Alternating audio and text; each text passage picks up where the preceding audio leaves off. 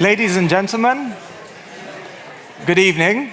Thank you for coming. I'm sorry we are starting a few minutes later than predicted, but it's all your fault because there's too many of you.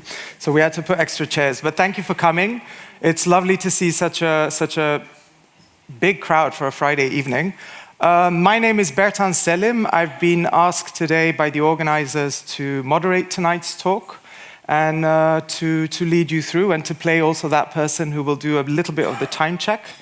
We're on a tight ship tonight, so we're going to have to keep it very precise, and I'm going to also have to ask all of the speakers now to be to really abide by the time.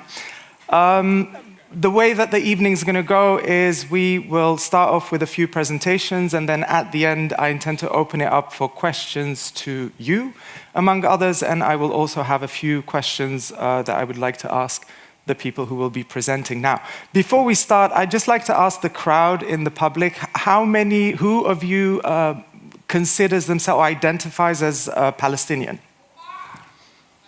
Wow, that was a great answer. That was even like vocal. Okay. And how about Israeli? Okay. And how about who of you actually is related to professionally in terms of working on something related to whether Palestine, Palestinian issues, Israel, etc.? Okay, good. Great, so let's make it a great night then for everyone. The reason why we're here tonight is to, oh yeah, I see my name there. So apart from moderator, what pays my living is I'm head of grants and collaborations at the Prins Claus Fund here in the Netherlands. So I work myself with culture, a lot with photography. I also, apart from that, work with curation and as an editor with photographers, etc. So to give you that context.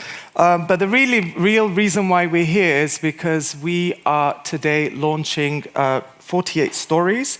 48 Stories is essentially an app which maps the Palestinian diaspora from a number of photographers, but instead of going into it myself, I will ask two lovely gentlemen to join me here on stage to give a short introduction about what 48 Stories is and who we need to thank for it. And this is Bas Vroeger, who is the director and the founder of Paradox in Edam in the Netherlands. And we have also Clément Sarkomani, who is the managing director of NOOR and NOOR Foundation. Please join me here.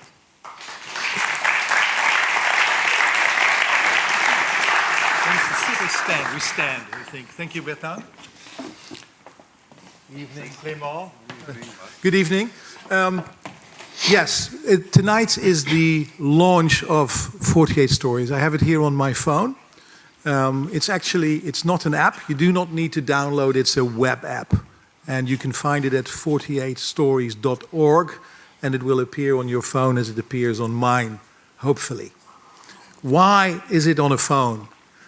Because we're aiming it at a young audience.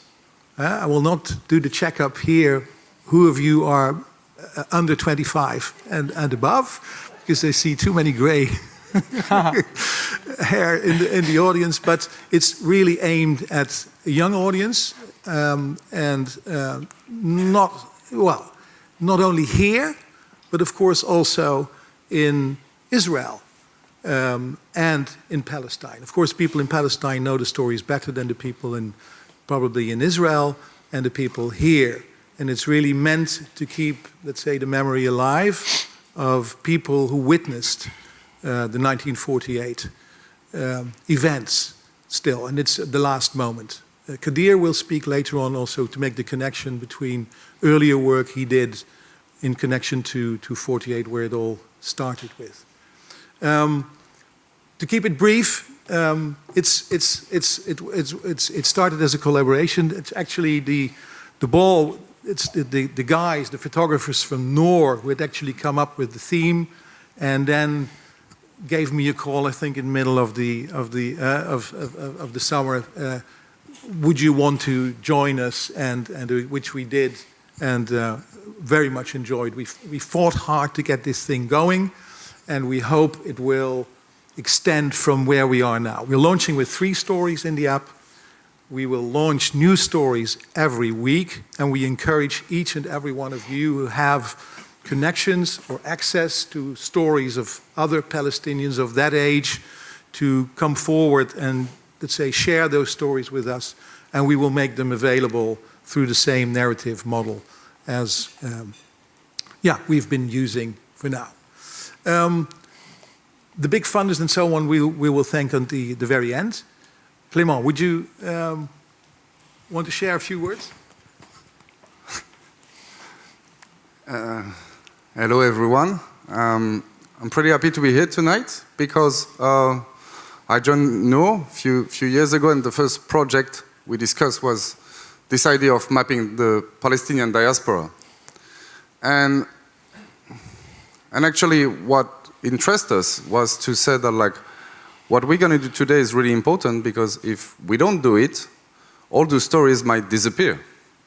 People are aging, we are all aging, and we thought that, like, it was really interesting to be able to share all this with you. So thanks for coming.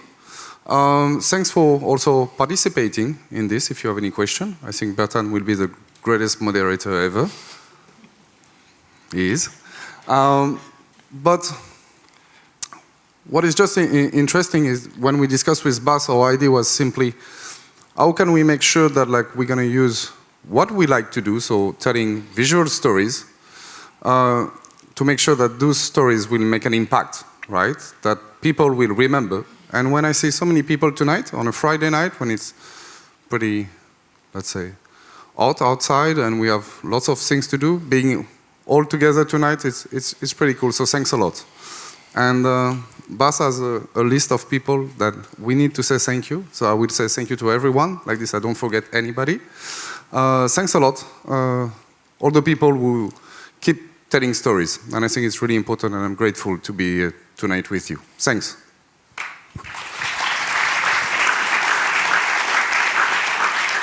So first of all, I would like to thank the photographers involved, whose work you're going to see, at least from a few.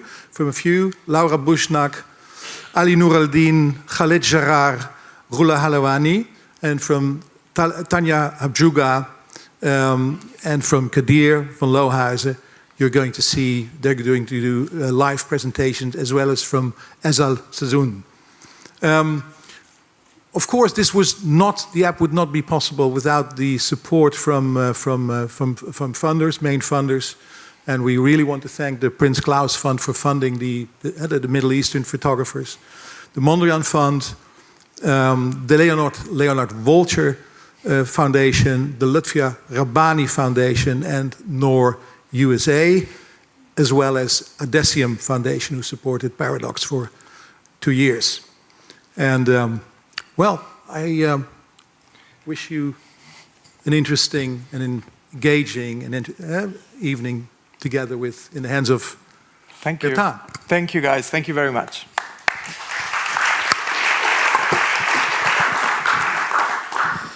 So it's called 48 Stories because it refers back to a very important date in 1948 when the so-called Nakba took place. And it's one of these very politicized, sensitive political issues that undoubtedly affects many that today live in the Middle East and that live outside of the Middle East. And the reason for it is because in 1948, the State of Israel was declared, but in the same moment, initially 700,000 Palestinians were displaced as a result, which in the meantime has become estimations are different, but exceeding 6 million, I would say, Palestinians worldwide. So what's also relevant is obviously, just to put it within the context, I think for all of you that watch the news and follow the news, this week was particularly present because of a number of reasons, but it's also reasons that started off already from a few months ago. I'm not going to go too much into that historical detail, but more so just to appreciate and to emphasize the political sensitivity and the relevance, but also the fact that we're talking about many, many lives that are being lost on a daily basis. With no further ado, I would like to invite my first guest to come in Tanya, that is not you. That is Mr. But that is Dr. Ihab Salou to join me on stage.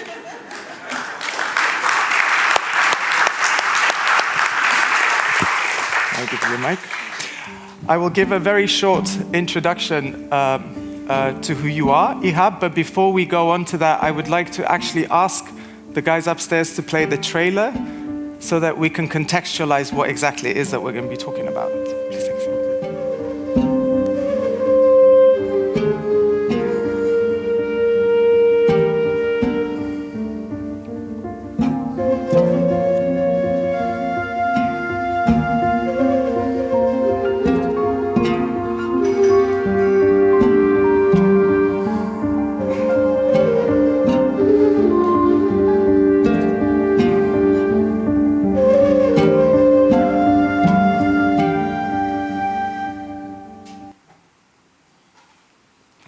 Thank you. By the way, I don't know whether it was mentioned already, but the app was developed by Slices, which is a... designed by Kummer Herrman. That's right. Thank you. Dr. Ihab, you are an Associate Professor of Heritage and Memory Studies and the Founding Director and Research Vice Director of the Amsterdam School for Heritage, Memory and Material Culture. You have been a visiting Professor of Culture and Politics at Free University Berlin since 2011 and associate with the Institute of Advanced Studies at the University of Bologna, the Netherlands Institute for Advanced Studies, Maastricht University, and many others. You are also the editor of 2 book series, and that is the Heritage and Memory Studies of the University of Amsterdam Press, uitgever, publisher, and the Palgrave Studies of Cultural Heritage and Conflict. Your interests include heritage, obviously, because that's everywhere in your biography, and memory studies, conflict, identity politics, museum studies, cultural analysis, narrative theory, post-colonialism, and visual culture, as well as migration, diaspora, exile in contemporary culture through the Middle East and Europe. You yourself are Palestinian. You come from Gaza, from the north, from the biggest refugee camp that is the Jabalia. And you are now obviously living in the Netherlands. Welcome. Thank you very much. I can start? Please. Yes. Okay. Thank you. I'm not used to sitting down. Thank you. Well, thank you, Bertrand, for this generous introduction, and thank you, Paradox and NOOR, for inviting me here, and Bas Vroege and Anna Raucht for inviting me to be with you tonight.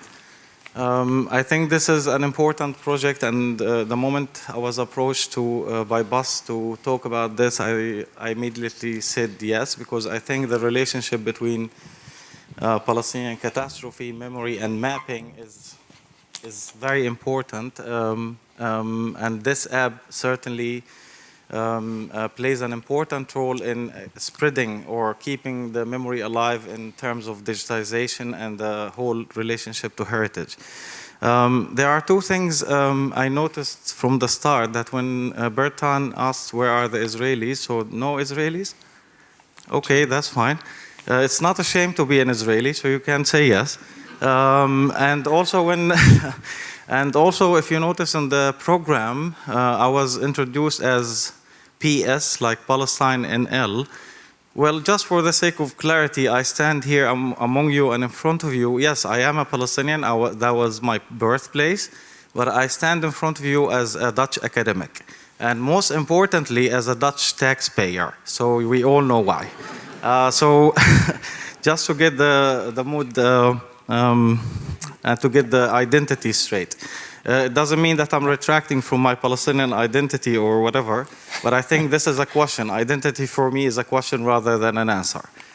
Today I would like to take you through a few topics that I have been working on in relation to the Palestinian-Israeli conflict, and I will try to make some links and reflections also in relation to the app, and why is it important to have these initiatives and also similar initiatives in the future. Not just simply because we're talking about 70 years of Palestinian catastrophe, where more than 800,000 people were displaced, and more than 400 Palestinian localities were destroyed. And now we're talking about almost 8 million Palestinians scattered all around the world. So the subject is very emotional, very sensitive, and usually the discussions around it is not the most healthy discussion when it comes to politics, because the discussion is usually framed as pro-Palestinian or pro-Israeli or anti-Israeli, if you like. But I think this is not the best position. So today I would like to talk about what is the relationship between contestation and images and in relation to performance, and how we can perform images, or what images perform in the first place, in the hope to try to figure out some relations to go beyond the victim-perpetrator dualities. So this is one of the works that I have published on the subject in 2012. But what I want to share with you is this publication, which was done together with Israeli academics, a bunch of Palestinians and Israeli academics. And basically what we have done is that this is a pure work of images. So what we have done is that we collected several images from Palestinian and Israeli archives, United Nations archives, and we have showed these images across Palestinian and Israeli universities and asked the students to comment images on images as such, sometimes without a caption and sometimes with a caption. So for example, you have the image in front of you. The first Israeli response, or the Israeli students responded when they see this, they immediately say, okay, this is like our army is doing a good job, these are Palestinian terrorists, etc. And then you can imagine the impact of this picture on them when they read what is the caption. And when they know that these people who are standing against the wall are members of the Palmach group, the Zionist group, which is actually in Israeli consciousness, is one of the most important, let's say the most powerful, aggressive Zionist organizations which played a huge role in the establishment of the State of Israel. So other pictures such as this, this is like a picture of destruction, and you will have several different, multiple confused responses from Palestinians and Israelis around this picture, but which sums up actually the whole theft and appropriation of heritage of Palestinians. And then there would be several contradictory answers when they see the caption of the picture. Basically, this is Abraham Glaser. As you see, 1948 was crucial because the Zionist movement displaced the people, but also destroyed the actual heritage. So this is not just a matter of theft or a matter of stealing someone's land, but also erasing the trace. And this erasing the trace is very important, because until today, one of the biggest problems in relation to the Palestinian-Israeli conflict is the whole erasure of culture.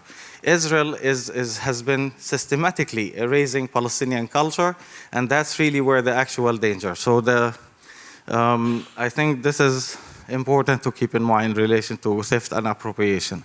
Other pictures like these, for example, and then they find out that this is, instead of Palestinian woman leaving her homeland, they find out this is a Jewish settler coming from outside to settle in Palestine. The point behind this project is that what we wanted to put forward, and what I want to bring also to our discussion tonight, is that there are so many contradictions of identity. What we think about Israeli stable and Palestinian identities, these are not so as stable as we think. So there's a confusion of identity even within Israel and within Palestine itself. What is Palestinian, what is Israelis? And that's important to keep in mind in relation to this conflict. My work usually deals with the relation to remembrance and memory. And in this regard, I focus on when is remembering becomes imperative and why it is important to keep the memory alive and when it's not. So I deal usually with the formations of shattered cultural memory and identity in relation to the loss of homeland, but also how we can articulate memory narratives and images in a conflict zone. Basically in a real underbombing. How do you do that? This changing the whole dynamics. We are very privileged To have, for example, if you think about 4 and 5 May, for example, to have a nation state, a stable nation state that facilitates our memory culture, if you like. The Palestinian case is simply a different dynamics because you have to be inventive in your memory work. Other things I work with is how can images access hidden memories and how they contribute to historical and social justice. And I think this is one of the important aspects about these programs and these apps like ours today, is that they participate in the construction of what we call historical justice.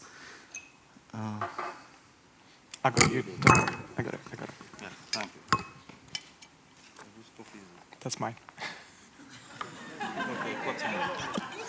Yeah, they want to give me a microphone and this. And I'm not a monkey. I don't have a lot of hands. Okay. Okay. So, and also one important element. Thank you very much. And one important element also is how even unclear can representation be. What we take as on face values, usually things turn out to be different. And also what images hide. And I want to start talking to you about the Palestinian-Israeli conflict in the next few minutes, not from the Middle East, not from Palestine and Israel, but actually from Europe, from the heart of Europe. This is one of the projects which I have been collaborating with my friend and colleague, Professor Rolf van der Laarse, on terrorscapes and also with Bas Vroege. And on one of our research trips, we came across this Markovica Kozar bark in the Bosnia and Herzegovina. And just to be clear, the Balkans have nothing to do historically with the Palestinian-Israeli conflict.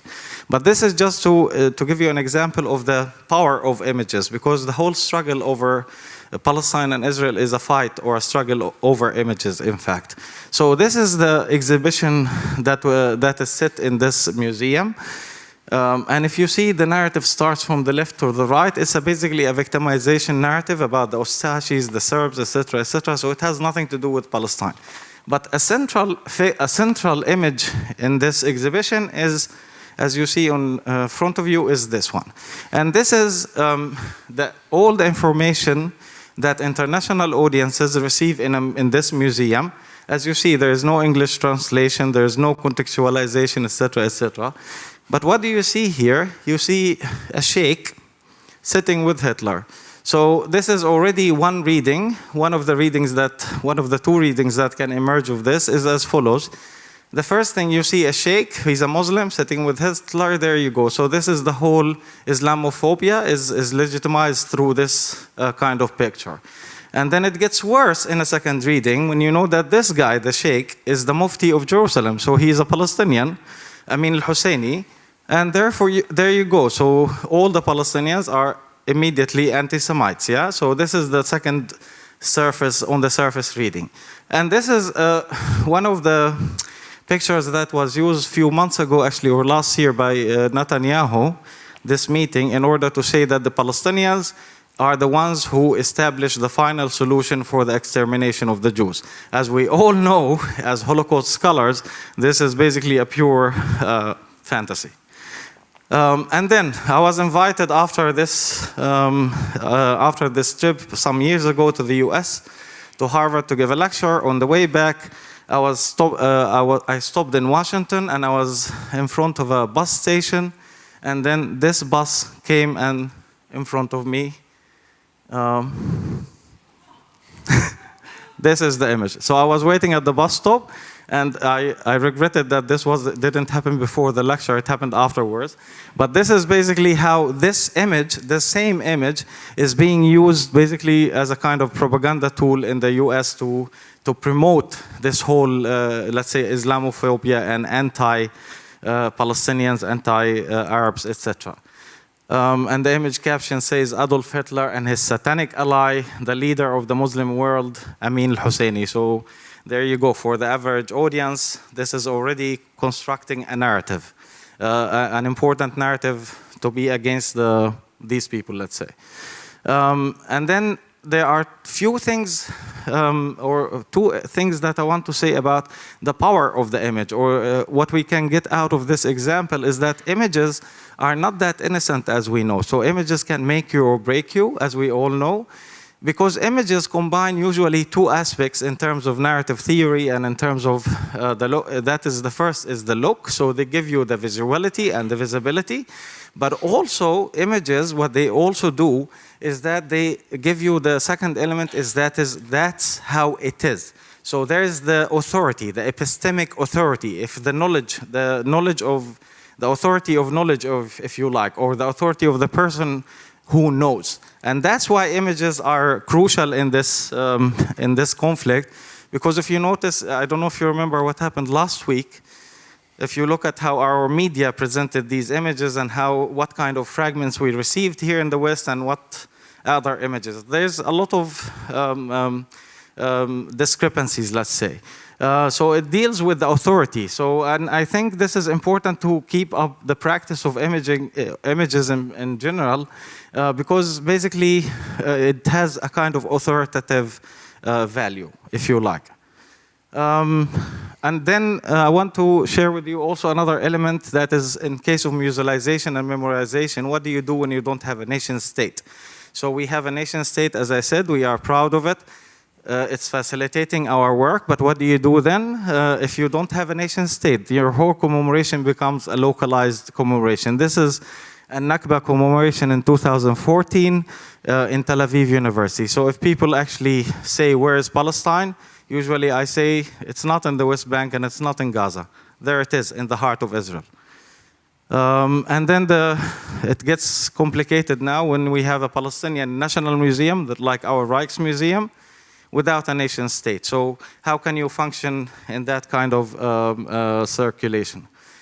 A second example, and that is maybe the most relevant example to the AB here, and that is an example from my home city, not my home city, the city where my grandparents were displaced originally. So I grew up with 3 homes. Every time I have a 4th home in Amsterdam, and every time I say to my friends, I'm going home, something in my head like, where, how, where? So this is the first image on the green map. This is the Asqalan, Ashkelon, the city of Asqalan, my hometown, let's say. And this is the official mapping of the city. And the other map, the white map, this is what we call a memory map. This was made by Palestinian people, refugees who were displaced from that city 50 years after the fact. So I don't know if you do some topographical research, it's amazing to see how these people came up with all these details from memory. Another important project in this regard, and I think you will hear more about it, is actually how to teach Israelis about their own dark heritage and colonial heritage. And that was done already by Zwijger, the Nakba AB, in 2014. This is the first Hebrew map that actually puts in detail all the localities that were destroyed by Israel. So this is very significant, exactly because this is teaching the Israelis. I know. Yes. Okay. Good. Go there. Okay. Another. I see the clock. I see everyone. Okay. Another element is the official histories and the relationship to official history. What we think is official history and oral narratives. And as you see, these are Jewish people, Israeli people who are deeply committed to Zionism, but who acknowledge that there is a guilt inside of them, eating them from inside. And I think they're doing, these guys, for example, he's singing music to Palestinian and Israeli kids. So these are important elements or narratives that came to the front in the past years. And then what happens in art? Very important also for memory and images. So you have like art exhibitions, like these are the stolen books. So Palestine was not just stolen as a land. As I said, the theft was also a theft of culture. So you have even books, not Palestinian prisoners, not important, but you have Palestinian books imprisoned in the heart of Tel Aviv in the main library of Tel Aviv. So this is Emily Jasser, who sneaked her way into the library and took pictures with her mobile of these books. And this is, all you know, the Balfour Declaration. So this is 2017, but what did Bansky do? And this is important, I think, to recognize what our ancestors, let's say, what kind of role our ancestors played in this whole conflict and in this whole victimization process. So this is the public apology, the mock apology was Banksy made for the Palestinians to celebrate the Balfour Declaration in November last year. My ancestors' hand in history, if you like, was a big party on the apartheid wall, in the separation wall. And then finally, I want to close with a very sensitive topic, and that is the relationship between images, memories, and also myth and religion. So you have good guys in Palestine, bad guys in Palestine. You have good guys in Israel, bad guys in Israel. These are examples of the bad guys of Israel. So on the white screen, what you see, the drawing, you know what is that? Anyone? Yeah, that's the third temple, supposed to be the third temple. And these are fanatic groups coming from the US, etc., who actually are lobbying for that the third temple is under the Dome of the Rock, and that's why the Israelis are continuing to dig there, searching for that temple. And then, this is shocking for us as Europeans, I think, but I must bring it here as images, because what we think, for us, the Holocaust and the whole Nazi extermination of the Jews has been central narrative in our lives as Europeans and as European citizens. And then for us, this is what happens in Israeli media. So this is the Israeli president with the ministers who rejected the bill, the exclusive bill, to support the state of Israel as an exclusive Jewish state. And the second morning, they were portrayed in the newspapers in this regard. So I think this is important just to open up this whole relationship to perpetration and what we think as perpetrators and victims. I see, my time is up. And then finally, one final slide. And finally, also another important work of art is the Yael Bartana's work of art, who plays with this mythical notion of the third temple. And what she does is that she virtually constructs the temple and then destroys it. So this is also a kind of critical Israeli artists who are engaged in this conflict. I will be happy to answer all your political questions later on in the discussion, but this is an important work because it shows actually that there are still critical Israeli minds who are capable of coming up against these kind of homogenic paradigms and stereotypical paradigms. And finally, do you know what is this? So if the Jews and the fundamentalists are looking for a third temple, well, it exists. But not in Jerusalem and not in Palestine, it's in São Paulo. Thank you very much. Thank you. Why don't you take... Oh, okay. Please, take a seat. Dr. Salu, some really good points, actually, obviously. First of all, contextualizing the situation, talking about the role of the image, stories, remembrance in discussing this, but also the fight on who owns the image, which I think says also quite a lot about everybody, about issues related to conflict, but also people who try to, through image, capture reality in that way. And I just wanted to say for that picture, for those who don't read the Cyrillic, the picture between the Mufti and Adolf Hitler was actually establishing a Muslim community in Croatia and in the USSR. So it had actually nothing to do even with what one would assume it would have to do with. My question to you, just to bring it back to Stories 48, is how do you see the relevance of 48 Stories to somebody like you who is a Dutch academician working on that issue related to remembrance and related to, for example, the issue of Palestine and Israel? Here you are. Thank you. No, as I said, as I tried to explain, I think this kind of project and also similar projects are very important because as we all know of the power of the social media and digitization in our work today in heritage and memory studies, But also it has to do with awareness, creating awareness. I don't know, I heard Clément saying that many of the first generations of Palestinians are dying, which is true. So there were also like many kind of oral history collecting these narratives. I think it's important to create awareness, but I think maybe the most productive element of this project for me is that it's happening in the Netherlands here, outside of that contaminated area, what we call Palestine and Israel, because I think this is, it's difficult to think in a kind of rational, reasonable manner in that situation, and this is one of the problems also in that conflict. But I think it's important that also other people from outside of this region can contribute to this awareness from outside. So I think this is a wonderful project, of course, depending on sources from inside. But I think this is what we actually need, because actually the whole propaganda of the Middle East, or the whole idea of the Middle East, or the whole idea of the biblical land, let's say, of Israel in Palestine, this is not a new formulation. Okay. This has been going on since Napoleon 1799, when his expedition on Egypt. This was the first proposal ever for an establishment of the Jewish homeland in Palestine. It has failed, and it waited until 1899, 100 years, for Basel, the first Zionist conference, in order to establish that idea. And then also you had to wait until 1948 to make it. So I think it's important to raise awareness, not just for Palestinians and Israelis, but most importantly for us as Europeans, because I think this is really where the awareness can.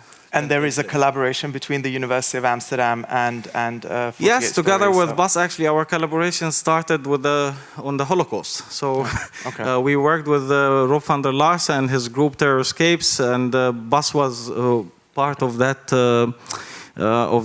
project on campsites and European extermination camps. So we have a very strong relationship with Paradox, and we collaborate on several projects in that regard. Great, thank you. I will now invite, for real, Tanya Abjuka, please, to the stage.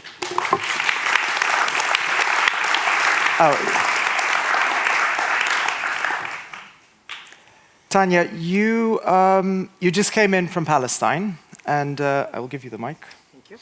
And I know that you were covering the recent riots that took place, and I know that you were hit by a rubber bullet. The protests. Sorry. Are you okay? Yeah, I'm fine. I was on assignment for Le Monde.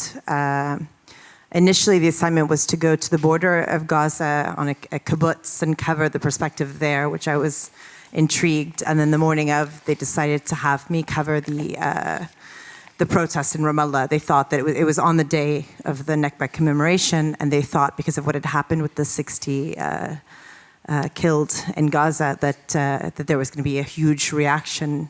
And on the contrary, there almost seemed to be more photographers than protesters. And at the beginning of that protest, which I generally don't do that sort of photography, I was actually shot in the leg by a rubber bullet at close range. Well, I'm happy you're here. Tanya Abjuka, you were born in Jordan. You are one of the contributing photographers to the 48 Stories. You are an award-winning photographer, journalist, and an educator with a background in journalism and anthropology. You practice the links, in principle, your work links the social, documentary, collaborative portraiture, and participation observation in the work that you do. Your principal interests include gender, representation of otherness, dispossession, and human rights, with a particular concern for socio-political dynamics in the Middle East. Your work has been exhibited worldwide. You are also the founding member of Rawiya, which is the first all-female photography collective from the Middle East, and you are also one of the mentors of the Arab Documentary Photography Program, organized by the Magnum Foundation, the Prince Claus Fund, and the Arab Fund for Arts and Culture. In 2017, you joined the NOOR collective, and you are currently living in Ramallah, Palestine. East Jerusalem. Okay, there you go. You have a presentation that you want to show your work. I do. May I have the clicker? I'm going to sit. Let's see. So I click, let's see, is it this? It's not, oh, other way maybe? The other way, let's see, up. Aha. All right, hello everyone. Thank you so much. It's amazing to see a crowd this large on this topic. It's been a particularly hard week. And ooh, it's out of order. Okay, hold on. Appropriate. Let's go back. Okay. Anyway, a little bit about myself. So I'm Jordanian, but I'm from a minority group, Circassian. And we have our own history of Exodus, which how we interpret it comes into stark contrast of what will be explored here. I am Jordanian on one side, Texan on the other, but I grew up with the Palestinian narrative, and I married a Palestinian citizen of Israel. And it's become it's an interesting period for Palestinian citizens of Israel because there's a much more political movement. People are saying that they're using the tool of citizenship to protest and to be more effective in pushing their rights. And they're, of course, resisting the moniker Israeli Arab. Israeli Arab is a really problematic term. It was a way of sort of eradicating their history. And so my husband comes from this community. He's from Tarshiha in the north, near the border of Lebanon. And when I was asked to join this project, when NOOR began discussing it, politically I was very excited, but I was also nervous because I am not, in fact, Palestinian, and I made that very clear. And they said that because I had been documenting and that my husband and children were Palestinian, that I was sort of given the exemption of being one of the non-Palestinian photographers in the group that Prince Klaus helped fund to join this app. So initially researching how to tell this project, how to talk about the Nakba. I am someone who is very much immersed in the now. And there's quite a lot of now. There's very relevant issues happening daily. And so there was also a sense of futility and a fear of being sentimental, of discussing keys, of discussing these elements that I thought, there was a cynicism that sunk in. And initially I went, as most do, and I was doing oral history and going and meeting survivors who remembered. But I was really, to be honest, struggling at the beginning of the project. And I was driving in the north with my husband and then 5-year-old daughter. And by chance, I pointed to a village and explained to my daughter, Mommy, Mama, that was a Palestinian village. It disappeared. The Israelis did A, B, C. And my very mild-mannered husband, who's a lawyer, did human rights, politics, snapped and got a bit aggressive and was like, don't talk to her about that. Don't talk to her about that. I don't want her to carry this. And he said, it's not your story to tell. And he was so angry that it startled, we were in silence in the car. And then he's just sort of apologized. And he just explained, I don't want my daughter to carry this. I want her to be cosmopolitan. And I was really, it was the first time that I'd seen him react, if you will, to his history. He's worked in the political process for years, and I didn't know that he was carrying any sort of hurt, if you will. I was really surprised. And of course I debated, I said, knowing your history doesn't make you not cosmopolitan, the Circassians know. But anyway, I shut up, and then in the end, a week later, he on his own started to tell stories that he never had and started to discuss the history. And so that became the way forward for me as a outsider, insider, non-Palestinian to tackle the story. So the project, my chapter of this group project is called The North. And it's a play on words because most of the Palestinians, certainly the Palestinian Israeli citizens, they use the North as a way of avoiding saying Israel, going north, the North, the North. It's a lyrical play of existence. And so I decided to make it a personal photo history to my children. And the first character you're going to see here is one of the first, he was the first English teacher post-occupation 48, Tarshiha. And he's actually, as we speak, sadly dying. he snuck back twice after 48, after the occupation. Once at Christmas to wish his family Merry Christmas, but then he had to go back to Lebanon to graduate, and then he snuck back again. And he's singing a song in the next slide that you'll see that he did to keep himself sane, because as he snuck back at Christmas, there were Jewish paramilitary groups were shooting anyone that were trying to return from Lebanon. And he was seeing bodies literally being eaten by dogs. And so this is Ustaz Safwat. We have the stars to guide us as we go. We sing and we samba, we dance like a rumba. What means like a rumba? I don't know. And so...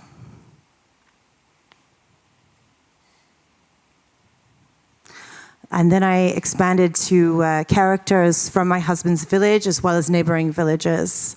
And this family here, so there's heavy testimonials, but it became a process of not only going through the archives, but photographing who they were now, and then another layer of collaborative, performative portraits. Her father, some would probably have called Lily's father a collaborator. He was the Mukhtar of Bassa, and it was one of the more violent, so-called depopulated villages. We went through the personal archive of my husband's family, and recreated. So that's my daughter in the middle on the left, standing, and then. I decided to expand it because I didn't want to explore purely the Galilee and the Palestinians with Israeli citizenship, but link Palestine as a whole. Because it is very problematic how the Gazan is a Gazan, the West Banker, et cetera, And so the two characters, the one standing holding the taller one holding my daughter, as well as the one on the left, are grandchildren of refugees from Jaffa. And she's emulating. I let my daughter choose which family photos and explain the history and let her recreate those stories. Kafr Bir'am was probably one of the more compelling, jarring stories that I explored. It's completely covered with forest practically. As most, there's a saying where there's a forest, there's a story in modern Israel, because they quite often used it to cover. And Kafr Bir'am was one of it was primarily a Christian, if not completely Christian, population, and most of them actually dispersed nearby. And they petitioned not long after to go back, and the Israeli court actually gave them permission to go back. And they were on their way back on foot to access their village when they were in Jish, a nearby village, very near the Lebanon border, and they watched it being bombed in front of their eyes. And they actually, in testimonies that were gathered, they said that they mumbled out loud, "This is so-and-so's house, this is Brahim's house, this is Elia's house." And so what's interesting is the gentleman in the middle, he was one of the most active at getting, they don't have permission to access, to return, but when his mother died, he asked the Israeli state for permission. It's now a park reserve. People go hiking there, but he asked for permission to bury his mother, and they refused. So he snuck and buried the mother, and this actually, death became the pathway, and now the church is open, and they're doing weddings and... we have to move on. Right, okay. Weddings and christenings now. But also it's the idea, there's this sentimentality and keys and the sort of visual images that we see again and again, but what else was lost? And it was the idea of exploring from grandparents, how was your life disrupted? And this is Sama Wakim is a very famous dancer, an actress in Haifa, and she literally can still fit into the costume her grandmother gave her, because she knew from a young age she wanted to be a dancer. She just basically said, follow your dreams. Mine were disrupted. A very lovely story about, he grew up with a great privilege in the US, Diaspora. And his father was from a village very near Jerusalem. He discussed how he used to ride from the Kalandia refugee camp to pick grapes, sell grapes to help feed his family. And he's recreating that homage to his father, which of course now he cannot access Jerusalem as a West Bank refugee. Almost finished.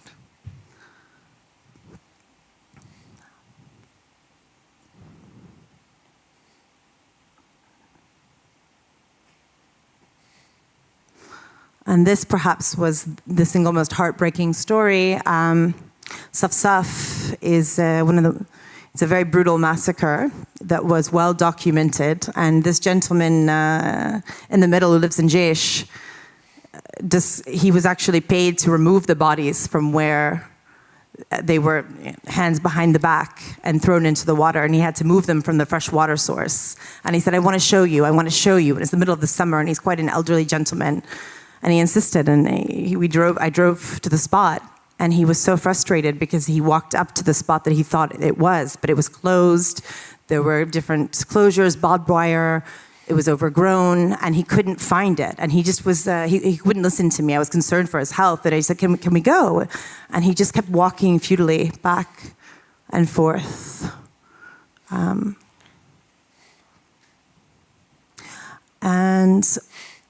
So then my daughter, as the character, she really started, this whole project opened up discussing the Nakba and what it is, and trying to make it less sentimental and more alive and more relevant to the now. And she took testimonies and literally on her own interpreted them. And this is a testimony from he's a professor now in New York, but khubezi, it's an herb Palestinians cook with, and he described being hungry in a refugee camp in Jordan, and his mother's 10 children, how she made sure there was always something to eat, and her stories of her garden. And so Naya, my daughter, interpreted this idea of swimming. She called it swimming with khubezi, and the idea of swimming in the happiness of your memories, but then washing off the darker elements that caused pain.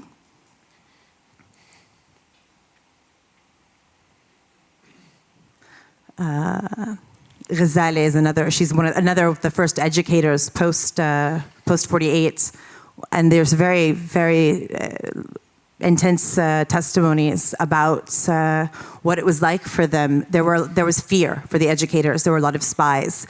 They were even afraid to deviate from the forced curriculum, that children might inadvertently out them. And so that was actually what it was like to actually so immediately be forced to tell a different history than what they knew very intimately. Tanya, we have to move on. Sorry. All right. Last one. Story of Najla, recreating her grandmother's narrative. She was in boarding school in Nazareth, and her family had to flee Jaffa.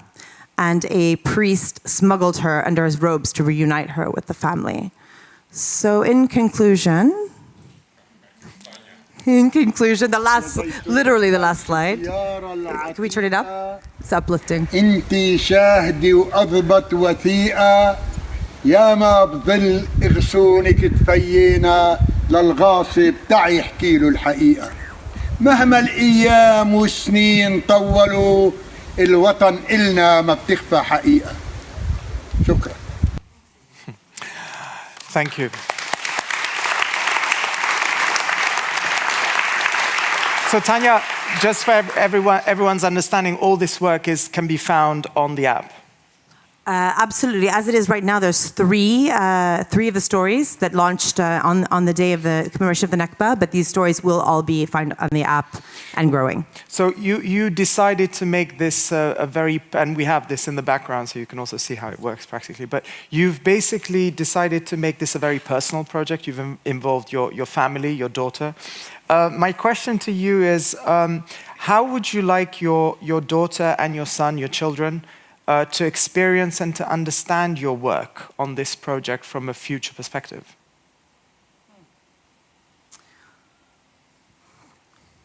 I guess what I would like is for my children to be involved in their history, to not be passive, to not to actively understand a sense of empathy, and to have not to be passive, not to just be we are victims, but to try to.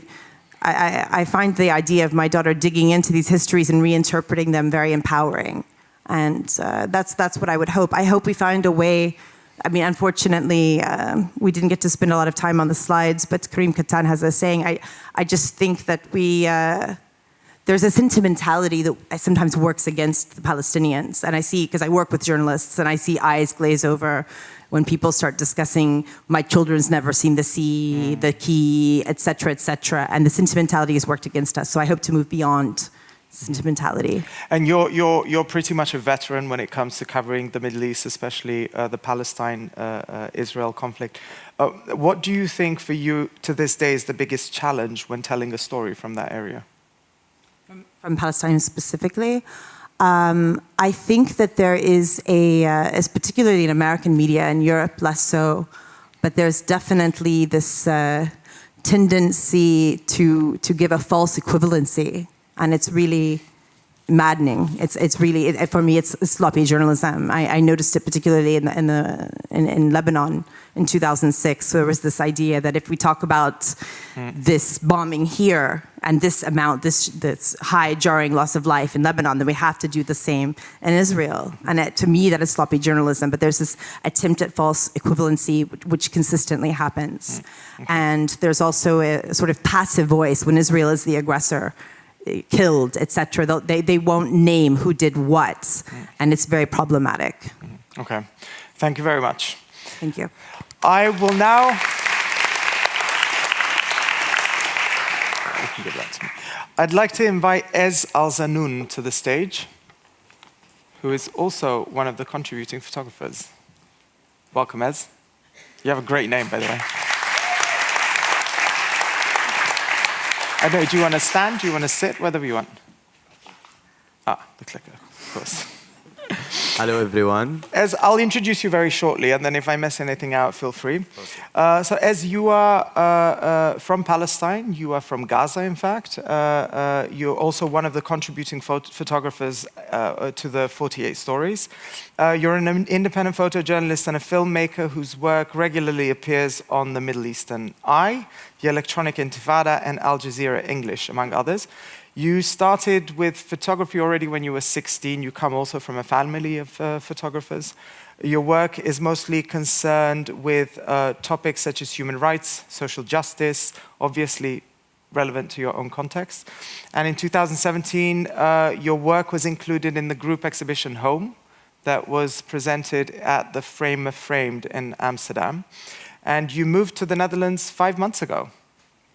Why did you, can you tell me something about that? Hello, everyone. I arrived here to Amsterdam before 5 months ago. And, I think now everyone who knows the situation in Gaza and everyone who sees news in Gaza, like, from long time, the situation in Gaza, it's really stupid. And there it's like not live for people. When I say is not live, I mean it. Like, really, I mean it. Like, so there is not a future for young people, for people. She just there, like, look for any hope, any life. She needs just life. So, and also they're like ridiculous government. Yeah. Okay, but now you're going to be here to stay. Yes. Oh, yeah. Okay. Well, good for you. Yes. That's your time. Yeah. You can go ahead.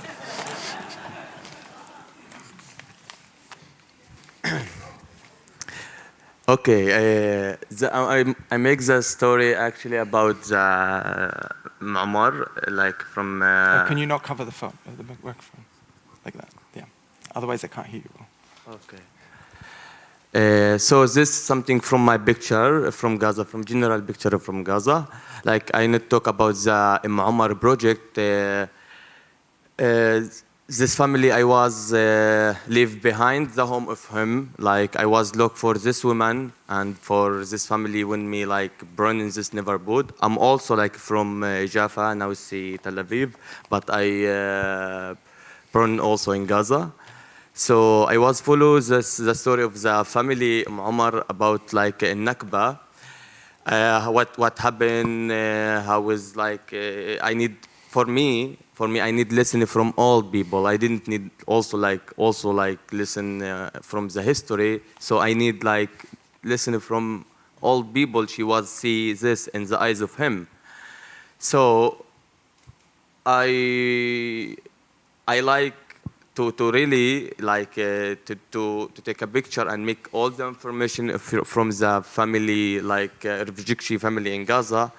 So was Omar now in Gaza, she have a big family, she have a big children, and like when I do the project, like just all the time, she give me hope. She teach me what the mean of hope. Like when someone still whole life he's have hope just to back to the country or the city of him. So I was like do hard work with this project, but I think it's really important to talk about this, to talk the story of people there in Gaza and to share it with people here. And yeah. Okay, cool. Yeah. Thank you. I'll ask you a few questions. I think we can loop it in the background, but can I ask you, because you obviously followed someone in Gaza and you're telling a story about someone from Gaza. Yeah. What is your relationship to this person? I mean, how do you know them? Who is this person? So the story that you're telling about, can you tell us a little bit about what the story is? Omar's story. Yeah. Yeah. So I was living in the same neighborhood with this, like close to the home of this family of Omar. And I was following the story of her. Like she was telling me about the history, how is like live in 48 the city of her, and she told me like a lot details about this, like what happened exactly, what she say in the eyes of her, and what happened, and like hold the story of this. Mm-hmm. So actually, I'm so sorry, I'm so tired. I was too weak. I have really hard work because I asked about asylum here again. In the same day, my family was leave Jaffa, my grandmother and grandfather. You asked for asylum this week? Yes, in the same day, like. So I was in this, was just before a day ago, and I was also focused about this and focused about the project, and was really so hard work about me. Then I'll just ask you then more specific questions. Why was it for you important to be part of a project like this? Like it's important to tell the story of the people to another story, to save the history. Mm-hmm. And what did you personally learn from her story about where you come from? She learned me the right is not going if you want someone his believes the right of him, he's not can never lose or forget the right of him or the land of him. Yeah. Okay. Thank you very much. Thank you for listening, and I'm sorry.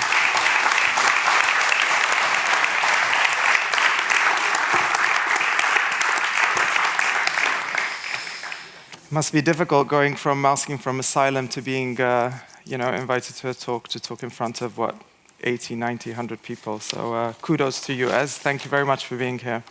The next speaker is Kadir van Lohausen. I think most of you, at least who are based in the Netherlands, will know the name. Kadir, would you like to join me, please?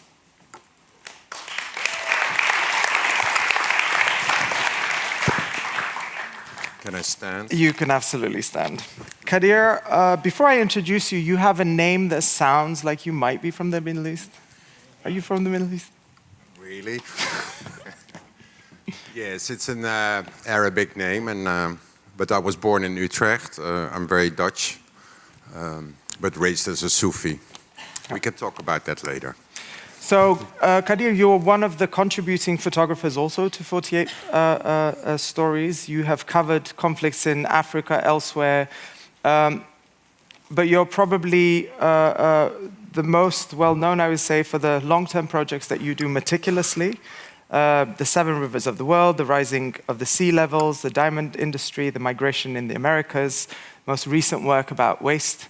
You've received numerous prizes, including this year's World Press Photo Award, first prize on stories related to the environment for the project on the waste. So if you haven't seen it, you must see that.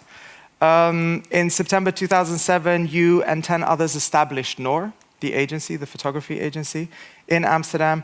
You became also a member of the supervisory board of the World Press Photo in 2008, and you have published several books, in collaboration also, among others, with Paradox. And I'm dying to hear your story, so go ahead.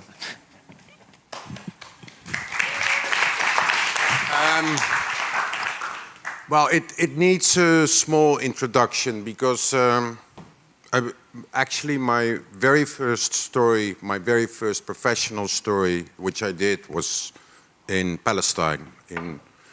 The first Intifada started in December '87, and I really felt the need to tell the story about Palestinians. I'm born in the Netherlands. I'm a child of parents who experienced the Second World War.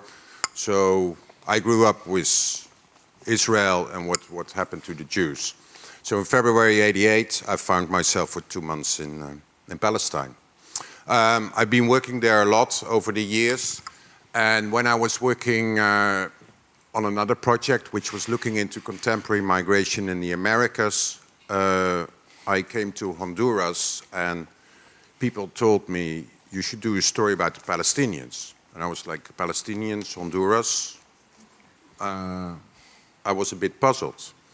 And it was actually, it's one of the biggest Palestinian communities in the Western Hemisphere. Chile is bigger, it's 50,000 people, Palestinians in Chile, and Honduras is not a lot less. And what was very remarkable, because I also noticed from my own perspective that I had a certain cliche about Palestinian. And I came across a very proud group of people who are basically, not only in Honduras, but also in Chile and El Salvador, are often the political and economic elite. So that was one of the starting points of the 48 stories, that I felt, well, this is a story which is unusual, but it's also, as was said earlier, very necessary, because anyone who witnessed and experienced 1948 and has a recollection is over 80 years old. So yes, with my colleagues and NOOR and Paradox, it was a big research in finding people also who wanted to talk, because it meant often that you are ripping open very deep wounds and asking for stories which people rather maybe not speak about. So I will show you some of the work, and what I want to do is I want to read 2 of the testimonies that people told me. It's 12 pages, that's okay? That's your time. Okay, here we go. Oh. And I need glasses nowadays. Yeah, no, yeah, really? Yeah, I know.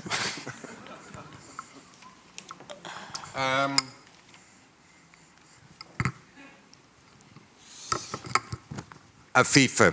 Afifa Kawaki, as you see, she lives in Santiago, Chile, and she's originally from Jaffa in Palestine. I was 13 in 1948. I remember it very well. At the time, we thought it was a civil war. Nobody knew more than that. We greeted the British troops as our saviors, as their tanks were roaming the streets of the town. Then the bombardment started. My 2 brothers and I were hiding in the basement of our house. My father was a patriot. He never wanted to leave Jaffa. One day, however, someone shot at him and an uncle of mine in the street. No one was harmed, but he decided to leave for a few weeks. My mother stopped baking, took her apron off, packed a single suitcase for the 5 of us, and we left for Lebanon. The boat was full with people from all social classes. The poor brought along as much as they could. We traveled all night without even a glass of water and arrived to Beirut in the morning the following day. In Beirut, we stayed with relatives. After a few weeks, we ran out of money. At the English bank, my father was told that his account has been closed and we were all left with nothing. We spent 3 years in Lebanon. My father got a job managing the building owned by my cousin, painting, going to the market, etc. The United Nations offered us to go wherever we felt we would like to go to. Israel wanted Palestinians the farthest possible away. My father wanted to go to Chile. We had family and friends there. In 1951, an Italian ship came for us. 1 deck for women and children, 1 for the men, 2,000 of us in total. No cabins, we were all in the same space.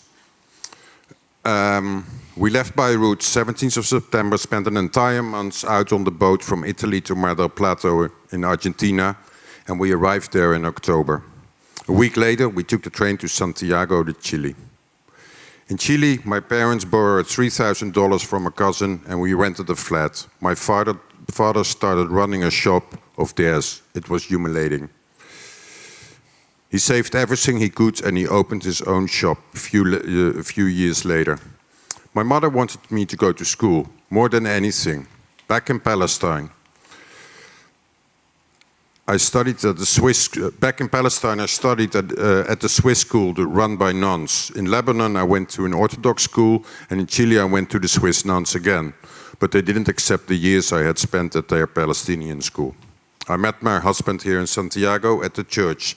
He asked my friends about me. At that time, I was engaged to another man who was called Najib, a Palestinian born in Bolivia.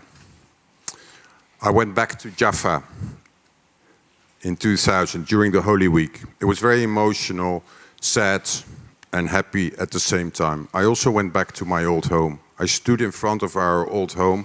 It was, of course, also a celebration for the Jews, and everything was closed. The entire building was houses and shops now. I was scared. I didn't dare to knock on the doors. I don't know who lives there. In 2016, I went back again. This time to Jerusalem only. I wanted to travel to Jaffa, but a friend of mine talked me out of it. We were afraid that we might be held back at checkpoints and could not return in time to catch our flight back home. I'm hopeful for Palestine. It's my land.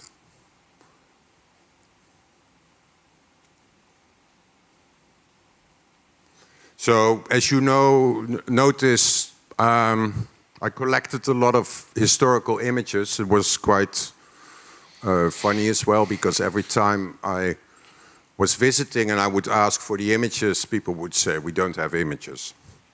And always after some time, there would be a shoebox or some kind of a box would come from under a bed full of images, including often the key to the house, because most people still carry the key for the day they might return.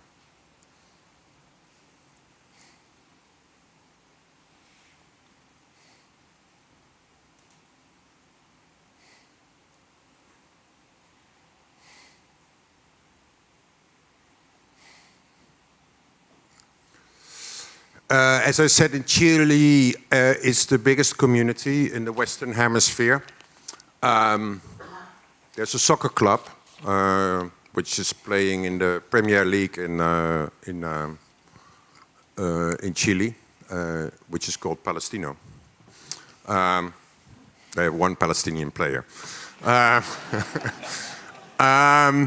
But this was actually in the airport of Santiago, and this was the first time they were going back to Palestine to play a friendly match against Nablus.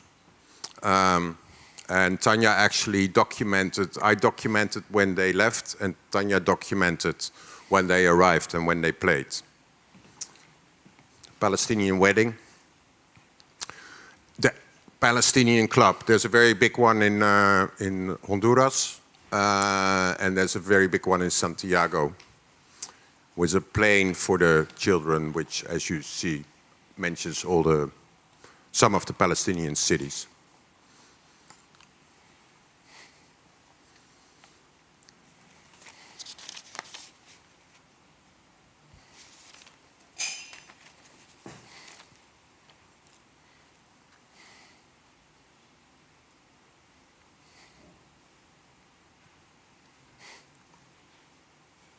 Can I read a short one, or are we out of time? You're out of time, but you can read it quickly. Yeah. Well, this is the story of Juan, actually, and this was in 1967 when they were first displaced in 1948. They were displaced to Bethlehem. And in 1967, the Six-Day War started, and they knocked on there was a knock on the family house at the door early in the morning. And it was Israeli soldiers who summoned him to come out of the house. And they said, here's a ladder, and here's a brush, and here's the paint. So you go to the entrance of Bethlehem, and there is now in English, welcome to Bethlehem, and it says in Arab, and you have to paint it in Hebrew as well. He said, I don't know Hebrew, and they said, well, just copy this. So that's him with his ladder.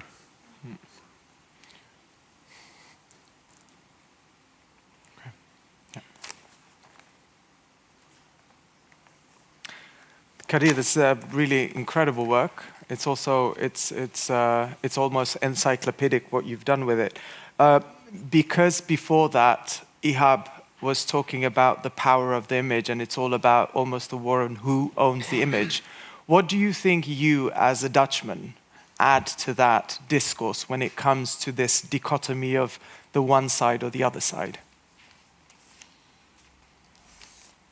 I mean, as I said, you know, I mean, the very first reason for me to go to Palestine, actually, in 1988 was because as I said, I grew up with what happened to the Jews, with the Holocaust, and you know, my history lessons in school were still that Israel, when it was created, was an empty land. So I really felt that I had to add something, and but it's very difficult, impossible to be impartial. You know, I mean, I've been accused several times, also at that time, for being anti-Semitic, which is, especially at that time, to hear that is painful. I'll stand here so that everyone can see you, actually. Yeah. Yeah. And why was it then, can you just tell us, why was it important specifically for Nora as a collective of photographers to be part of this project? And to initiate it, essentially? Well, I think, you know, I mean, well, it's easy to say that someone has to do it, but, you know, I think we are a very diverse group, and many of us worked in both in Israel and Palestine, so there was quite a strong connection and an opinion as well to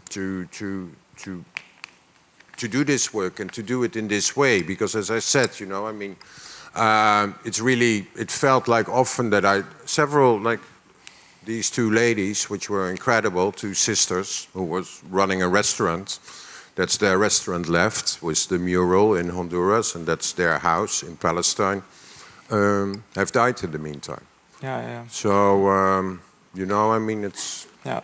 And NOOR is obviously, it's a Dutch-based, it's an Amsterdam-based photography agency. And you guys are also known for being incredibly, obviously, generous with the foundation, but also very diverse and welcoming to other photographers. So essentially, this platform, as well as 24 Stories, you don't need to be only a NOOR photographer to be part of it. How will that work in the future? No, you know, definitely not. I mean, our goal is to collect as many stories as possible. So essentially, anyone here can come to you guys and say, we have a great It needs story. to be pretty good work, of course, but Good point.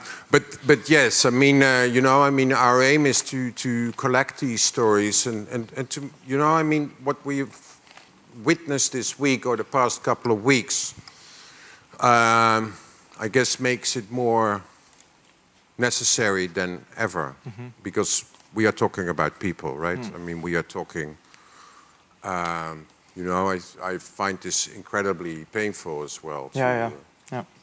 And essentially, you've brought in the sort of the Latin American input, as it were, because you went there and you covered that story. How many stories are there in total right now that are on the app?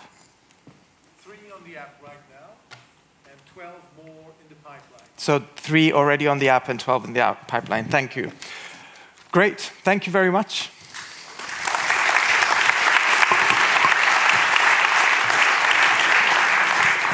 And last but not least, I would like to introduce and to welcome Debbie Farber on the stage.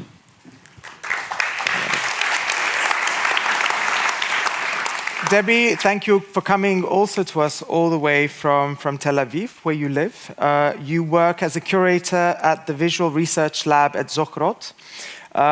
Zochrot, which is a Hebrew word for remembering, an NGO working since 2002 to promote acknowledgement and accountability for the ongoing injustices of the Nakba and Palestinian catastrophe of 1948, and the reconceptualization of the return as the imperative redress of the Nakba and a chance for a better life for all in the country, all countries' inhabitants. You are a graduate of photography from the photography department at the Academy of Art and Design at the Bezalel, and you, sorry? Bezalel, thank you. And you hold an MA in Cultural Studies from the Hebrew University of Jerusalem. You are currently pursuing a PhD in visual change of the Israeli landscape at the Ben Gurion University. I know that you are going to be telling us what Zochrot does, and I know that because you guys do such an incredible amount of work, and you guys were responsible for mapping out the lost villages, Palestinian villages, and what they were replaced with. I know that it's also unfair to give you about 10 to 15 minutes to talk about that, but I would ask you to stay within that frame, because I would love to get some of the questions also from the audience before we wrap up, and then I'll invite everyone else to join me up here. Go ahead. Thank you, Bertan.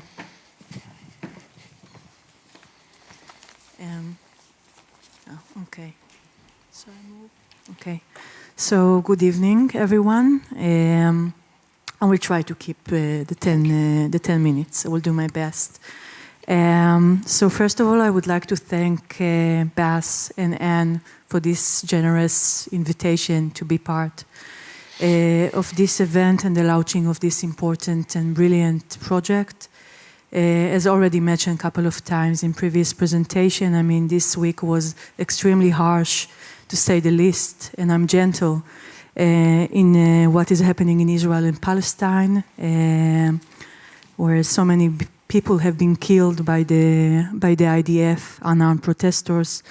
And in these dark days, such a project is really a sign of hope to help us keep going in the ongoing struggle in Israel and in Palestine. So as Bertan said, Zochrot means remembering, but it's also the female form of the word remembering. And it was chosen because we believe that the way Israelis remember the 1948 war is fundamentally militaristic and chauvinistic in nature, focusing primarily on battles, operations, conquest, and false heroism. Just realized I need to move. Sorry. Okay. And we chose this verb, which is less frequently employed in Hebrew, as an attempt to create a fissure within the Jewish militaristic hegemonic discourse and to try to address other topics in a feminist alternative way that are silenced and underrepresented. And in many ways, I believe that in a nutshell, it represents the political and the civil act Zwijger is trying to move forward. So Zwijger remembers and reminds us what remains out of sight, repressed out of mind. The Jewish people in Israel, or at least most of them, live in complete ignorance or even denial of the Palestinian disaster, about the Nakba. The Nakba has no place in the language, the landscape, the environment, and the memory of the Jewish collective in Israel. Since 2002, Zwijger was established by a group of Jewish Israelis and has been working to raise awareness and recognition of the Nakba, and to enable it a place in the language and the environment that had rejected it, erased it, and silenced it. To do so, a key practice from the early days of the NGOs was tours to ruin Palestinian villages and towns destroyed in the Nakba. This is an activism of memory. The familiar Zionist practice of conquering the land by one's feet has been adopted and adapted by Zwijger to refamiliarize the Jewish Israeli public with the landscape. It involved working together with Palestinians who have been internally displaced or live in refugee camps and hear about the history of shared life prior to 48 and the story of the depopulation, and understand that the Nakba is not a single historical event but an ongoing reality. The tour also includes the physical act of posting Hebrew and Arabic signs marking the location of Palestinian sites in towns and villages. These new relationships transform the colonial relationship between Israeli and Palestinians, we believe, not only through the act of acknowledging the Palestinian memory and present, but also in how Israelis become, or rather accept, their status as guests, and how Palestinians become, or rather re-establish, their status as hosts. Zwijger has studied the Nakba and made its findings available through additional practices. These include a pedagogical work with educators, and what you see here in the slide is a study guide we published a couple of years ago with 13 study lessons with information about the Palestinian history that is absent from the hegemonic Zionist educational system and materials. We work with planners, with tour guides, with civil society organization. We have the website. We have the information center, the oral history archive. We've been collecting for years testimonies from Palestinian refugees and also from Zionist fighters. We hold film festival. We published the Nakba map. Ihab showed before. And it's important to say that the first one who mapped the Palestinian rural localities is Professor Salman Abu Siteh. And we continued his work and published it in Hebrew. And we also launched the iNakba map, the iNakba app, that was already mentioned here. And this is an interactive trilingual map based on GPS navigation technology, which provides coordinates and pinpoints the exact locations of the Palestinian sites and provide information about them, historical, visual, videos, and photographs. And I invite all of you to download it. It's for free from the internet. In addition, I'm lucky to create the Zwijger's gallery space, and I chose, and I will try to do it very briefly, two projects that I think intersect very beautifully with the 48 Stories initiative. And by the way, in the demonstration that you showed from Tel Aviv University, they're using the signs from this project. So this is a project which is called Bridging Memory. And we collaborated with a French photographer, his name is Thierry Barcelone, and with an organization that's working with refugees in Lebanon, in En el-Khilwe, which is called Al-Najde, where Thierry, the photographer, documented the Palestinian refugees who lives in El-Khilwe till today, that are originally from Ras El Ahmar village, which is today Kerem Ben Zimra Jewish settlement, and of course they have no way to go back to their village. So in a way, it was a kind of symbolic return of those refugees. Thierry documented, and we enlarged it to live scale and held. And installed the images next to the houses of the refugees themselves. So here there's another image from this project. Another project was launched last year in the 69 Nakba Day.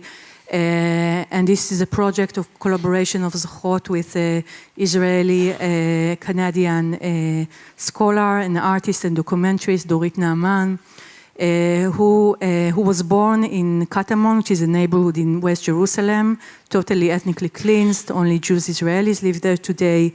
And she was born there, and she decided she wanted to learn about the heritage, about the history of the place. Then she found out that there was Palestinian used to live there until 1948, among them Khalil Sakakini, the important, the well-known intellectual and educator. And we presented the outcome of her visual project, and I can elaborate it on more because I see I don't have time. So, so this is also a photo album that she collected from refugees from Katamon who lives mostly in the US and Europe.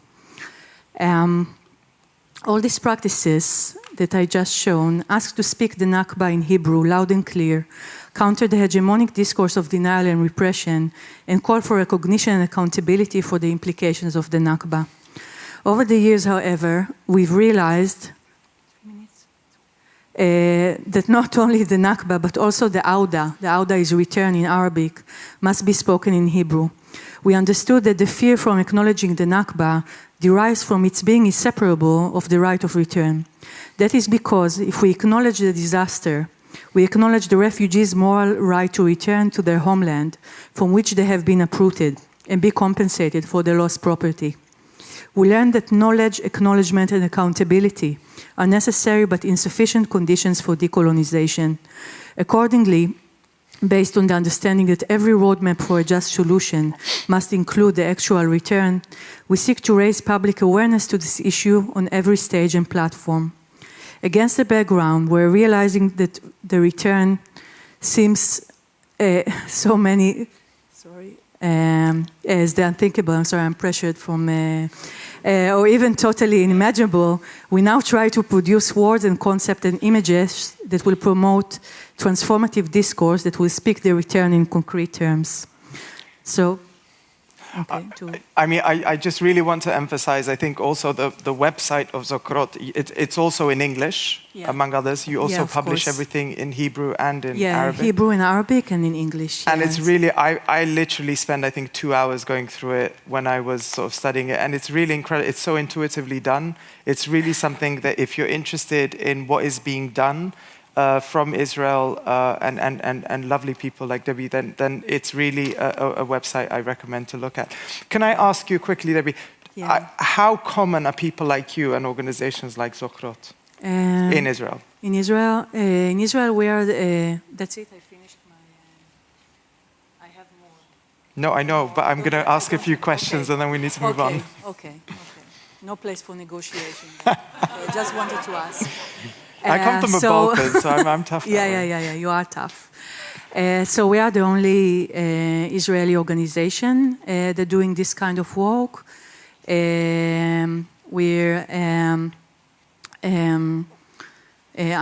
are already becoming a more and more minority, not only Zochrot, but other organizations that are working on the Palestinian-Israeli conflict. But in terms of our work on 48 and the promoting of the right of return that I didn't manage yet to show, then we're the only one. Can I ask you then, maybe a bit of a personal question, but why are you fighting for a cause which many people might argue is not yours to fight for? As a Jewish Israeli, you mean? Okay, it's a good question. The Zwijger was established by Jewish Israelis in order, first and foremost, to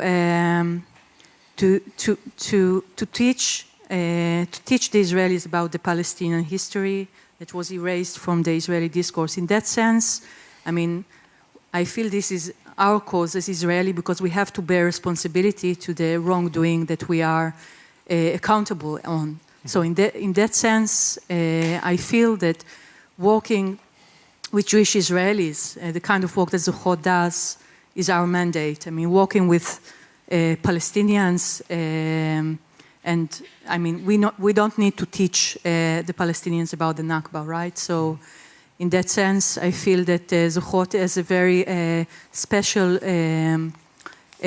position within the Jewish Israelis, so I would say. Can I ask you very practically, how can, for example, Zwijger play a role in very practically, really, in a way, to introduce 48 Stories as a platform to Israeli public? Yeah, so I think, I mean, this project, I mean, intersects in so many aspects with the work that Zwijger does. And also I want to mention in terms of oral history and the urgency of collecting the testimonies from the Palestinian refugees. I mean, this is an urgency that we all share in Zwijger as well, and it's a prominent part of the work that we do. So in that terms, I mean, bringing this kind of project, like the 48 Stories, which is just begun with the 12 stories, which hopefully will be increased to much more. I think, I mean, first of all, as a practice to bring it to the Israelis, to try to translate the materials to Hebrew, and then present it in Zwijger, share the materials that we have. In the links I've noticed already that you put with information that can be connected to Zwijger's website. And there are also a couple of initiatives of collection of oral history, such as Palestine Remembered, if you know them, and the Harvard Nakba project, and Zwijger's work, but this is very small scale, and it feels like everybody is working independently. I think this is a chance to do a joint effort. Can I ask you maybe very shortly, what is your biggest challenge doing what you do today in today's Israel? Living in Israel. The biggest challenge, the Jewish Israelis, I would answer. I mean, with the level of denial and dehumanization of Palestinians had grown to the level of art in the last years, and it feels it's getting harder and harder to reach Israelis, to engage them with the history. Debbie Farber, congratulations on the amazing work that you and Zwijger are doing. Thank you very much. I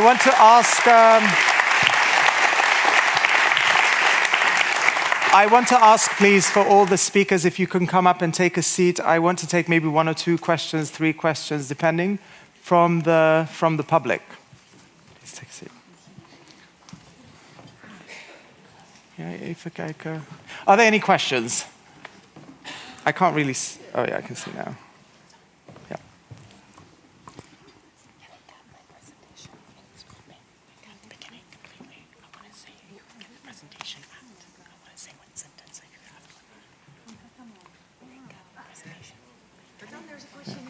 Yes.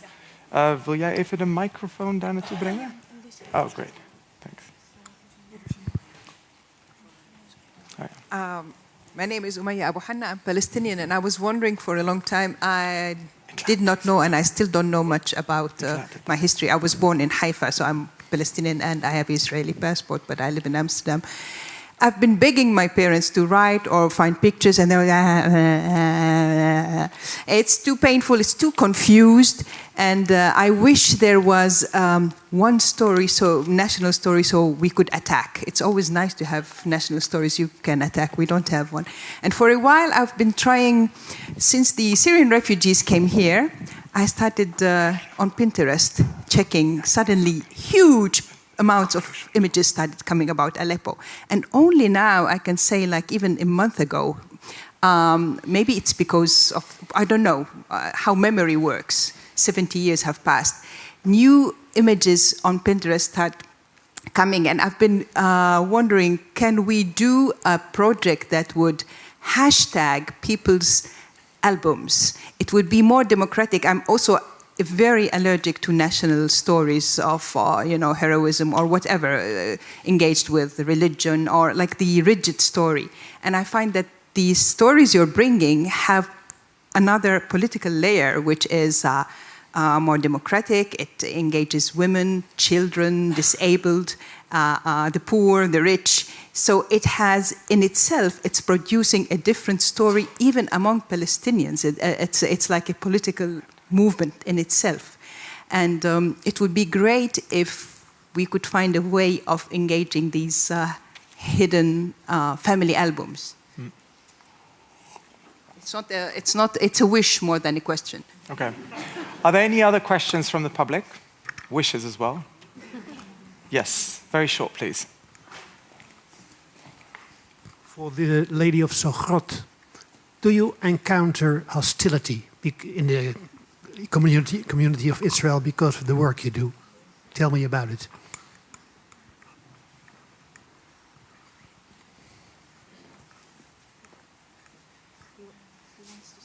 It's a question for you, Debbie. Whether you encounter any hostility. Okay. No, I heard. Go ahead. There was another question before me. That's why I. Okay. So the answer is yes. Naturally. Zwijger's works since the Nakba and the Auda, the return, considered to be the biggest taboos, or organization working with these root causes of the conflict and calling to what Israelis imagine to themselves as the second Holocaust, allegedly, attracts a lot of fire and text. We have some right-wing activists who are following our newsletter and activities and make sure to work to cancel in advance any potential collaborations with, say, institutions that get public funding, for example. So in that term, this damages a lot our ability to engage more Israelis within the kind of work that we do. So on personal level, I can say that my father won't say to his friends and colleagues, what kind of work do I do? So I would say it's not an easy task.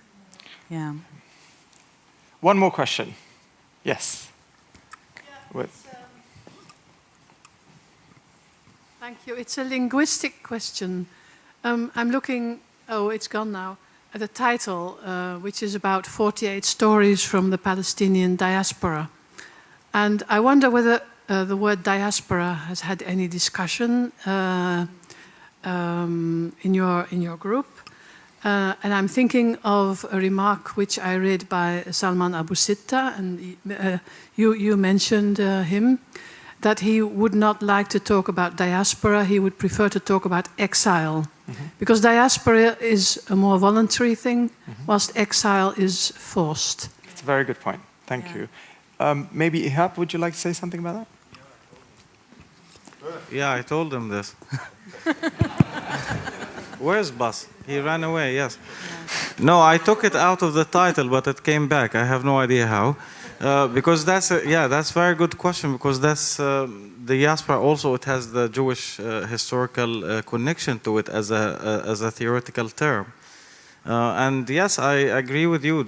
I think we need to emphasize the exile. And another aspect of the Palestinian, if we're talking about diaspora, is that we really don't have a diaspora in the historical sense existing at the moment. We have several scattered people, so we don't have really these communities. Like you don't have, let's say, like a Turkish diaspora or a Jewish diaspora as we know it. So I think it's more appropriate to talk about exile in this regard. I agree. Yeah. Can I remark something? Yes. I think I totally agree, and in Zuhot we will never use that. But I think for Jewish Israelis that are seeing the term together, Palestinian diaspora, it's a shocking combination, because the diaspora is of course related to the Jewish experience, eternal experience. So I think in that sense it can be also a tool for engagement of Jewish Israelis. And I think this project, the way he humanizes and brings people in a lot of empathy and love and beauty in these three, I didn't have time to say that, but these three amazing projects that we just saw. So I think, I can see the reason for the usage, though politically it's not the right term to use. I want to leave the last word to the photographers. Tanya, would you like to start? Just briefly, I'd like to say, I don't know what happened. My presentation was cut, the explanation of the beginning, and well, actually the entire beginning. So if you would like to see it and get more detail and access to the testimonials, I'll make sure that it's on both the NOOR Facebook page as well as the Paradox. Apologies for that, it was disconcerting. But I would like to add, it's been an illuminating evening, an honor to have from Gaza, from a dynasty of photographers, the only Israeli institution tackling the Nakba. So much respect. And now that we have 3G recently in the West Bank, I've been watching people discover the Nakba. Of course, they can't access the areas, but their minds are blown, and there's a lot more that can be done. Kadir, and somehow you've been a mystery. You blew my mind tonight with your presentation. Thank you. Thank you. Anything to add? I just would to say sorry about, because I didn't talk very well actually. I really tired. Just the story here in the website. You can go to the website to check it, to see all the information, and also you can share about the stories also of me in Google and all website. You can see a lot of stories of Gaza, also human stories, like for children, for daily life in Gaza, and and nice to meet everyone too. Well, luckily you're a photographer, so sometimes that image speaks for you. So you make great work, so congratulations. I want to thank everyone for taking the time to be here tonight.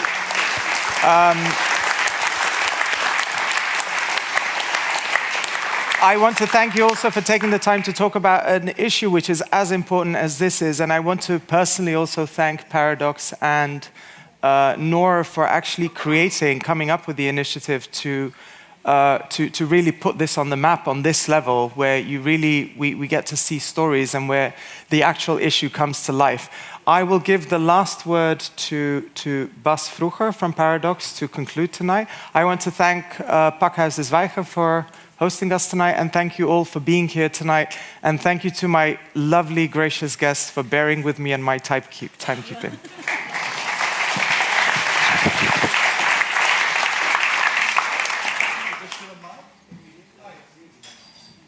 To return just a sec to the title of, we talked at great length over the title or the subtitle, and the decision was taken, well, almost 4 years ago now.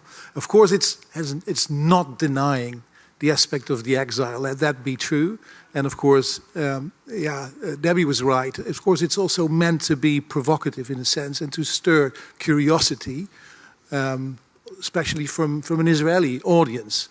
As we know, it's not only an issue of appropriating of land, but it's also of culture and of language. And certain notions, as Ad van Dender, also in the space here with us, made clear with his exhibition at Huis Marseille recently called Stone, actually focusing on the issue of what we call today Jerusalem Stone, is another example of, let's say, a cultural appropriation of a phenomenon, of an object, and claiming it in a sense, whereas diaspora in a way has also been claimed. And this is, our intention was to free it up again, and of course not deny the exile. What slipped from, let's go back to the wrap up and thank yous. I forgot to mention the developers of the app, Slices, who made it possible, and Kummer Herrman, who did this brilliant graphic design for the app for us. Thank you very much. Thank you also, Anne Ruigt, for organizing the evening so wonderfully. And there's one person in particular who worked very, very hard. Rika Santierma. Rika, where are you? She built all the stories. Hey, please stand up with the photographers. Can you stand up, Rika? Hey, come on. But she's over there. And there's some more work in her pipeline, but I'm sure she will surprise you with the photographers. And, well, thank you to the photographers, because what we did, of course, is create a framework for stories to live. But being here and with you and also with the speakers tonight and the photographers, yeah, I was also, let's say, I've seen them, I've seen more of it, but it was also, yeah, you're shocked, but it was also deeply moved by your contributions. And I think if you manage to do that, if it happens to me, it will hopefully, and expect it also to happen to other people who may see it for the first time. And yeah, may that contribute something to better understanding of one another, especially in this region, and also from the perspective of, from the European perspective. So thank you all deeply for your contributions, and hope to see you again.